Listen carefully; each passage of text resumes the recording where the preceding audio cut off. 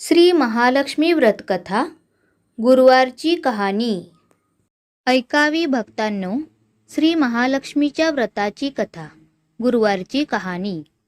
ही कहाणी वाचल्याने किंवा ऐकल्याने दुःख, दारिद्र्य, काळजी दूर होते. श्री महालक्ष्मीच्या कृपेने समृद्धी, संपत्ती, ऐश्वर्य, वैभव प्राप्त होते. मनीची इच्छा पूर्ण होते. श्री महालक्ष्मीची नावे, रूपे अनेक आहेत. सर्व भूतांच्या ठिकाणी ती छाया, शक्ती, तृष्णा, शांती, जाती, लज्जा, शांती, श्रद्धा, कांती, वृत्ती, स्मृती, दया, तुष्टी, माता, अधिष्ठात्री व लक्ष्मी अशा रूपांनी राहते. तिला नमस्कार असो. कैलासावर पार्वती, क्षीरसमुद्रात सिंधू कन्या, स्वर्गात महालक्ष्मी, भूलोकी लक्ष्मी, ब्रह्मलोकी सावित्री, गोलोकी राधिका, वृंदावनी रासेश्वरी, चंदनवनी चंद्रा, चंपकवनी गिरिजा, पद्मवनी पद्मा, मालतीवनी मालती, कुंदवनी कुंददंती, केतकीवनी सुशीला, कदंबवनी कदंबमाला, राजप्रसादी राजलक्ष्मी, घरोघरी गृहलक्ष्मी अशा विविध नावांनी श्री महालक्ष्मी ओळखली जाते. अशा सर्वांच्या परिचयाच्या व सर्वानुभूती असलेल्या श्री महालक्ष्मीची ही कहाणी आहे. द्वापार युगात भारतभूतील सौराष्ट्र देशात भद्रश्रवा नावाचा राजा राज्य करी. तो पराक्रमी होता. 4 वेद, 6 शास्त्रे, 18 पुराणे यांचे सम्यक ज्ञान त्याला होते. त्याला सुरतचंद्रिका नावाची राणी होती. राणी देखणी, सुलक्षणी व पतिव्रता होती. त्या दोघांना 7 पुत्र व त्यांच्या पाठीवर एक कन्या झाली. कन्येचे नाव ठेवले होते श्यामबाला. एकदा महालक्ष्मीच्या मनात आले, आपण त्या राजाच्या राजप्रसादी राहावे. त्यामुळे राजा अधिक सुखी होईल व प्रजेला अधिक सुख देईल. गरीबाकडे राहिले तर तो सारी संपत्ती स्वतः करताच खर्च करील. म्हणून महालक्ष्मीने वृद्ध ब्राह्मण स्त्रीचे रूप घेतले व ती काठी टेकत टेकत सुरतचंद्रिका राणीच्या महालासमोर उभी राहिली. म्हातारी असली तरी ती तेजस्वी दिसत होती. तिला पाहताच एक दासी पुढे आली. दासीने वृद्ध ब्राह्मणीची नीट विचारपूस केली. वृद्ध ब्राह्मणीचे रूप घेतली श्री महालक्ष्मी माता म्हणाली, बाळ, माझं नाव कमळा. माझ्या पतीचं नाव भुवनेश. आम्ही द्वारकेला राहतो. तुमची राणी पूर्वजन्मी एका वैश्याची पत्नी होती. तो वैश्य फार दरिद्री होता. रोज त्या दोघांची भांडणं होत. मग नवरा तिला खूप मारझोड करी. या जाचाला त्रासलेली ती वैश्यपत्नी कंटाळली आणि घर सोडून गेली. राणी वनी उपाशी भटकू लागली. तिची ती दशा बघून मला तिची दया आली. धनसंपत्ती, सुख व समृद्धी देणाऱ्या श्री महालक्ष्मी व्रताची मी तिला माहिती सांगितली. माझ्या सांगण्याप्रमाणे तिने लक्ष्मी व्रत केले. तिला महालक्ष्मी प्रसन्न झाल्यामुळे तिचं दारिद्र्य संपलं. तिचं घर संतती, संपत्ती व समृद्धीने भरलं. तिच्या जीवनात आनंदी आनंद आला. पुढे ते पतिपत्नी निधन पावले. लक्ष्मी व्रत केल्यामुळे ती दोघं लक्ष्मी लोकात वैभवात राहिली. त्यांनी जितकी वर्ष श्री महालक्ष्मी व्रत केलं तितकी 1000 वर्ष त्यांना सुखोपभोग मिळाले. या जन्मी त्यांचा राजकुळात जन्म झाला आहे. पण त्या राणीला लक्ष्मी व्रताचा विसर पडला आहे. त्याची आठवण करून देण्यासाठी मी मुद्दाम आले आहे. वृद्धेचे ते बोलणे ऐकून दासीच्या मनात जिज्ञासा उत्पन्न झाली. तिने वृद्धेला नमस्कार केला व म्हणाली, माताजी, मला त्या व्रताची माहिती व पूजाविधी सांगा.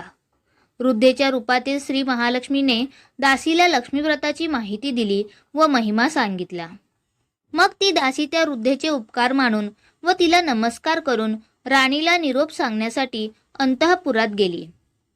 राजवैभवात लोळणाऱ्या त्या राणीला आपल्या ऐश्वर्याचा फार गर्व झाला होता. संपत्तीमुळे व सत्तेमुळे ती उन्मत्त झाली होती.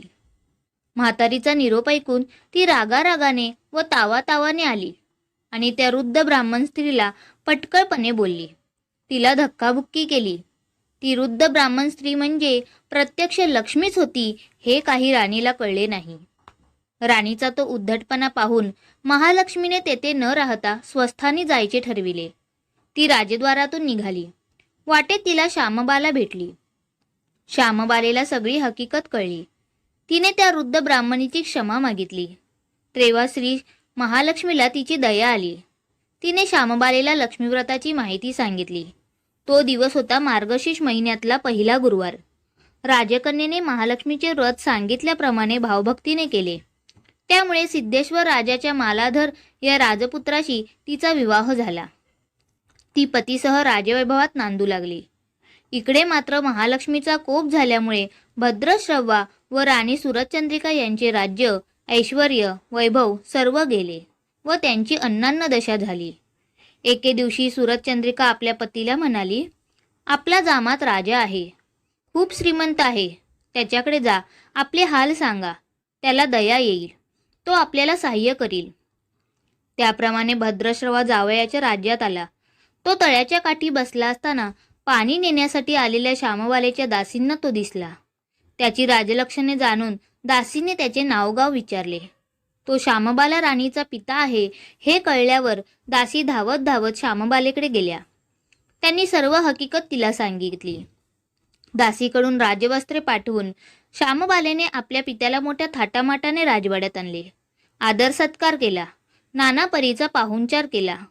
तो परत जायला निघाला तेव्हा तिने हंडा भरून धन दिले. भद्रश्रवा घरी आला. सुरचंद्रिकेला आनंद झाला. तिने हंडा उघडला तो काय, हंड्यात द्रव्य नव्हते, कोळसे भरलेले होते. महालक्ष्मीचे अवकृपेने हा चमत्कार घडून आला होता. काही दिवसांनी सुरचंद्रिका आपल्या लेकीच्या घरी गेली. तो दिवस होता मार्गशीर्षातला शेवटचा गुरुवार. श्यामबालेने महालक्ष्मी व्रत केले. आईकडूनही करविले. सुरचंद्रिका परत आपल्या नगरात आली. तिने लक्ष्मीव्रत केले म्हणून पूर्वीचे राजऐश्वर्य तिला प्राप्त झाले. पुढे काही दिवसांनी श्यामबाला माहेरी आली. परंतु बापाला कोळसे दिले व आपल्याला काही दिले नाही हा राग सुरचंद्रिका राणीच्या पोटात खदखदत होता.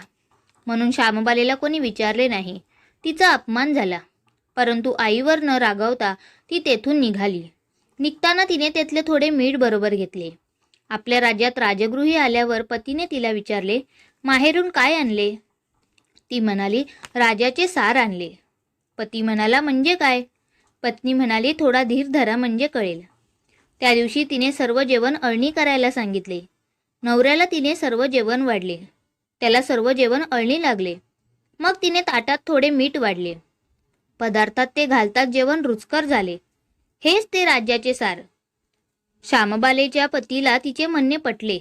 मग त्या दोघांनी हास्यविनोद करून जेवण पुरे केले. अशा रीतीने जे कोणी महालक्ष्मी व्रत श्रद्धेने करतील त्या भक्तांवर श्री महालक्ष्मीची कृपा होईल.